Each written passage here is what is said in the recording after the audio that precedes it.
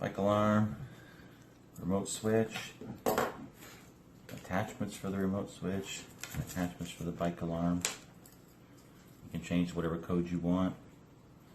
Activate it by pushing this. It is set.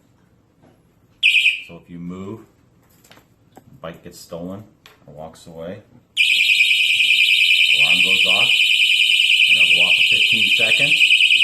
You can turn it off, getting that.